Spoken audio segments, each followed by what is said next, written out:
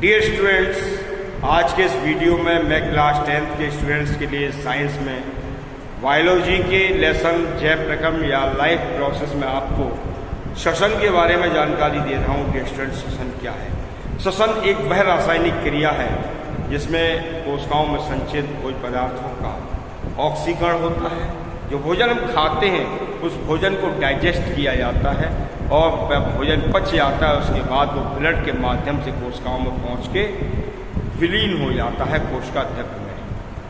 तो जब उस कोशिका द्रव्य में विलीन हुए भोजन का ऑक्सीडेशन होता है, ऑक्सीकरण होता है, तो ऊर्जा मुक्त होती है और यही ऊर्जा हमारी जैविक क्रियाओं को संपादित करने में काम आती है। तो हम कह सकते हैं कि यह एक बायोकेमिकल रिएक्शन अर्थात जैव रासायनिक क्रिया है।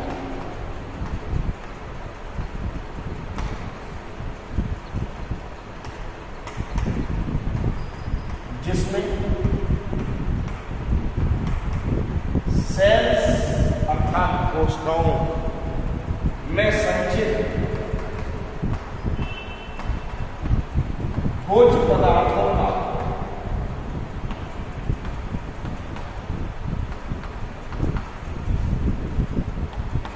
ऑक्सीकरण होता है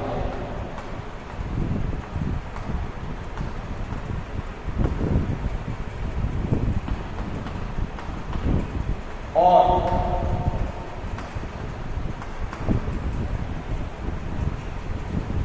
ऊर्जा मुक्त।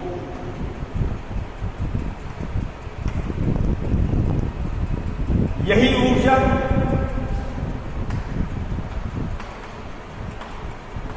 जैविक क्रियाओं के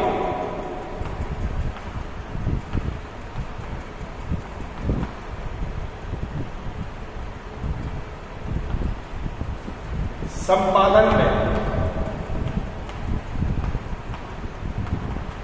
उनको कंडक्ट कराने में काम आता है।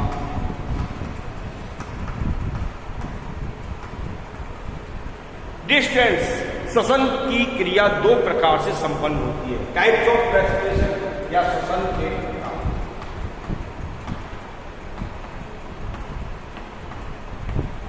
ये दो प्रकार की क्रिया होती है। एक तो एरोबिक रेस्पिरेशन या ऑक्सी श्वसन और दूसरा होता है एनएरोबिक रेस्पिरेशन या अनऑक्सी श्वसन। ये ऑक्सी श्वसन की क्रिया ऑक्सीजन की उपस्थिति में होती है। यह ऑक्सीजन की उपस्थिति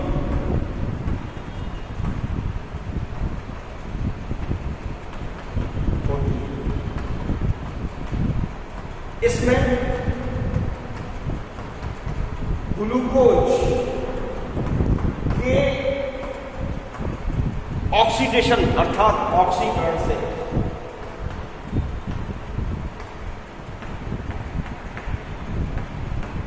CO2 और पानी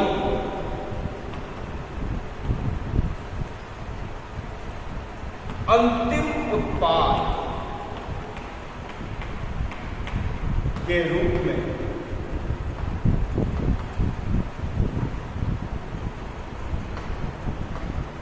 बनते हैं। अर्थात यह वह क्रिया है जिसमें ग्लूकोज के मॉलिक्यूल का कंप्लीट ब्रेकडाउन होता है, जैसे कि C6H12O6। ये क्या है? ग्लूकोज। इसका ऑक्सीडेशन होगा ऑक्सीजन की उपस्थिति में और क्या बनेगा? Carbon dioxide 6CO2 + 6H2O। साथ में इस एक्टिविटी में लगभग 6073 किलो कैलोरी एनर्जी रिलीज होती है और यही मुक्त ऊर्जा एटीपी अणुओं के रूप में स्टोर कर ली जाती है। जब एटीपी एडीपी में परिवर्तित होती है तो जो ऊर्जा मुक्त होती है वही ऊर्जा जैविक क्रियाओं के सफल संपादन में काम आती है। अब मैं आपको दूसरा टाइप बता रहा हूं, अनऑक्सी श्वसन। Anaerobic respiration. ये एनएरोबिक रेस्पिरेशन जो होता है ये है ऑक्सीजन के बिना, ऑक्सीजन की अनुपस्थिति में होगा। इसमें ग्लूकोज के विघटन से एथिल एल्कोहल और कार्बन डाइऑक्साइड उत्पन्न होते हैं। इसमें जो एंड प्रोडक्ट है ये एथिल अल्कोहल और कार्बन डाइऑक्साइड है। देखिए C6H12O6, जब इसका ब्रेकडाउन होगा तो क्या बनेगा? C2H5OH, एथिल अल्कोहल की 2 molecules plus 2CO2 carbon dioxide release उत्पन्न होगी और ये बाहर निकाल दी जाएगी तथा इसमें लगभग 27 किलो कैलोरी एनर्जी रिलीज होगी। तो डियर स्टूडेंट्स, ऑक्सीश्वसन की क्रिया सभी जीवित जीवधारियों में होती है, लिविंग सेल्स में होती है, जबकि अनऑक्सीश्वसन की जो क्रिया है कटी हुई घास के घेर में, टूटी हुई पुष्पलताओं में, फ्रूट्स में होती है। साथ ही कभी कभी ऐसा होता है कि मसल्स को ऑक्सीजन सप्लाई प्रॉपर नहीं मिल पाता और जब मसल्स को, मांसपेशियों को ऑक्सीजन सप्लाई जब प्रॉपर नहीं मिलती तो वहाँ भी एनएरोबिक रेस्पिरेशन की स्थिति आती है और ग्लूकोज के विघटन से लैक्टिक एसिड बनता है और लैक्टिक एसिड जब बनता है तो क्रैम्प्स आते हैं। जब हम पैर की मसल्स को या हाथ की मसल्स को खींच दें तो कभी कभी तनाव, एक स्ट्रेस सा पैदा हो जाता है, पेन होता है और इसी को क्रैम्प कहते हैं। अब मैं आपको सेलुलर रेस्पिरेशन या कोशिकीय श्वसन के बारे में जानकारी दे रहा हूँ। डियर स्टूडेंट्स, कोशिकीय श्वसन का मतलब है कोशिकाओं में संचित फूड मटेरियल का ऑक्सीडेशन होना, अर्थात भोजन का ऑक्सीकरण होना, जिससे ऊर्जा मुक्त होती है। तो यह क्रिया कोशिकीय श्वसन कहलाती है। ये 2 पदों में या ये कह लीजिए 2 अवस्थाओं में पूर्ण होती है, 2 स्टेजेस में। तो पहली अवस्था है ग्लाइकोलाइसिस।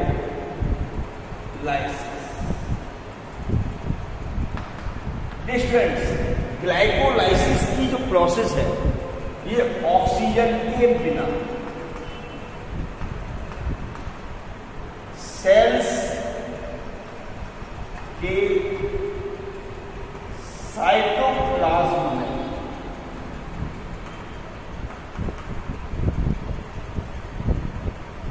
और कई चरणों में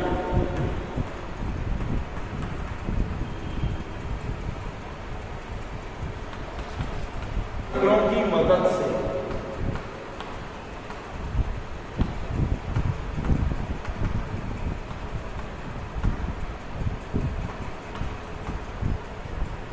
पूर्ण होती है।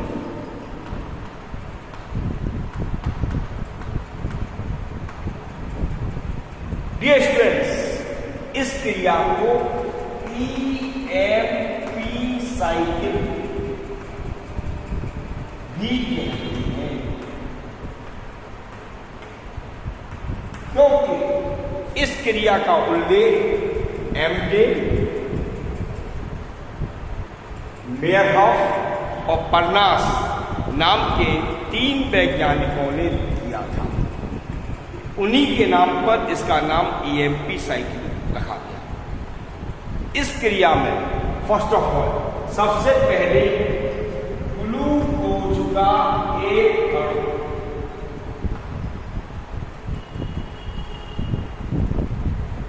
एटीपी के टूटने से एडीपी बनती है और इस क्रिया में एक फॉस्फेट रिलीज होता है, निकलता है, उस फॉस्फेट को ग्रहण करके ग्लूकोज फॉस्फेट बनाता है। और ग्लूकोज फॉस्फेट का अणु पुनः फ्रक्टोज फॉस्फेट में कन्वर्ट हो जाता है। जब अगेन पुनः एटीपी का एक और अणु एडीपी में परिवर्तित होता है तो एक और फॉस्फेट समूह रिलीज होता है, उसको यह ग्रहण करके फ्रक्टोज 1,6 डाई फॉस्फेट बनता है। फ्रक्टोज 1,6 डाई फॉस्फेट जब बनता है तो बाद में इसके टूटने से फॉस्फो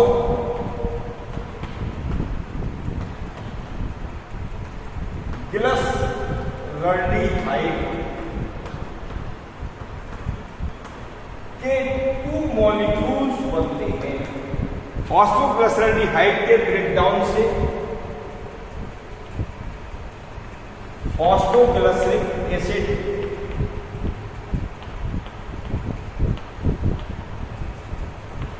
के 2 अणु बनते हैं, लेकिन इस क्रिया के दौरान 2 फॉस्फेट समूह निकलते हैं, रिलीज होते हैं। एडीपी के 2 मॉलिक्यूल्स इन इनऑर्गेनिक फॉस्फेट को लेकर के एटीपी के 2 मॉलिक्यूल्स बनाती है। फॉस्फोग्लिसरिक एसिड के ब्रेकडाउन से पायरुविक एसिड के 2 अणु बनते हैं, 2 मॉलिक्यूल्स बनते हैं। इस दौरान भी फॉस्फेट के 2 मूलक 2 समूह रिलीज होते हैं, निकलते हैं, जिनको पुनः एडीपी के 2 मॉलिक्यूल्स लेकर के एटीपी में कन्वर्ट हो जाते हैं। तो डियर स्टूडेंट्स, ग्लूकोज के एक अणु के टूटने से, 1 मॉलिक्यूल के टूटने से पायरुविक एसिड के 2 मॉलिक्यूल्स बनते हैं और इस होल प्रोसेस के दौरान एटीपी के कुल 4 अणुओं का लाभ होता है, जबकि 2 अणु एटीपी के पहले से ही कंज्यूम हो जाते हैं, खर्च हो जाते हैं। तो इन टोटल इस संपूर्ण क्रिया में 2 एटीपी अणुओं का ही लाभ होता है।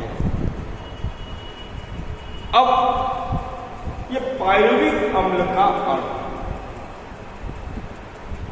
आगे माइटोकॉन्ड्रिया में प्रवेश करे, इससे पहले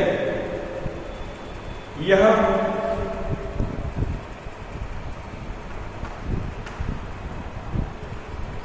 वन बाई वन एक एक करके, तो सबसे पहले एक मॉलिक्यूल को एंजाइम ए से क्रिया करता है और को एंजाइम ए से क्रिया करके एसिटिल को एंजाइम ए बनाता है और इसी दौरान कार्बन डाइऑक्साइड भी रिलीज होती है। अब एसिटिल कोएंजाइम ए का अणु माइटोकॉन्ड्रिया में प्रवेश करेगा और यहाँ से सेकंड स्टेप स्टार्ट हो जाएगा, जिसे कहेंगे Krebs cycle. Dear students, Krebs cycle या क्रेब्स चक्र यह ऑक्सीजन की उपस्थिति में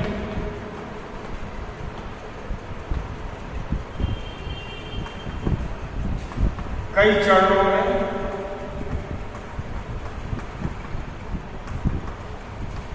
श्वसन विद्रोह की मदद से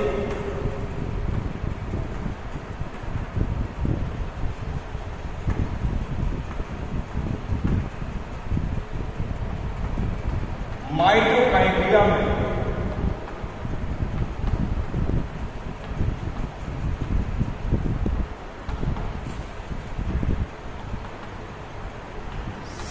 संपन्न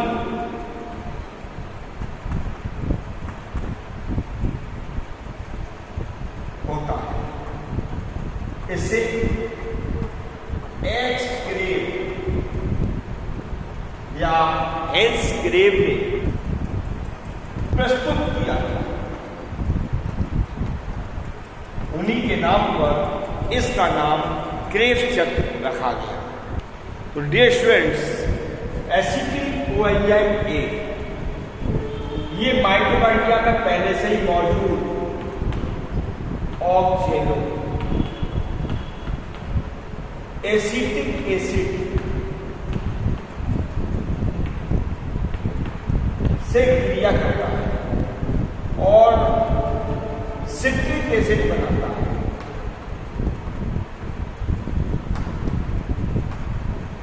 सिट्रिक एसिड से आइसो सिट्रिकम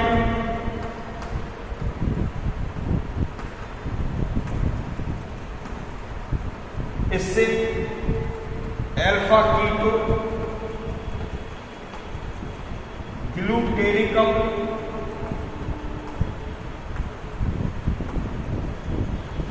सक्सीनिकम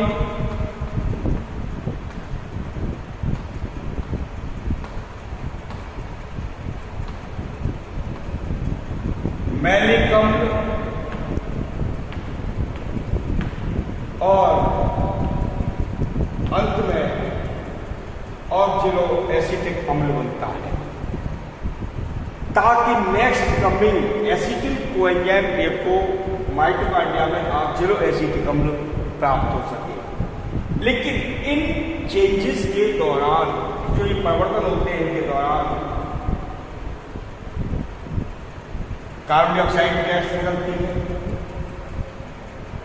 साथ ही कुछ हाइड्रोजन आइंस भी निकलती है। और ये हाइड्रोजन आइंस हाइड्रोजन ग्राही पदार्थों को स्थानांतरित कर जाते हैं, जैसे NAD, FAD आदि। जब ये हाइड्रोजन ग्राही पदार्थों से रिलीज होते हैं, तब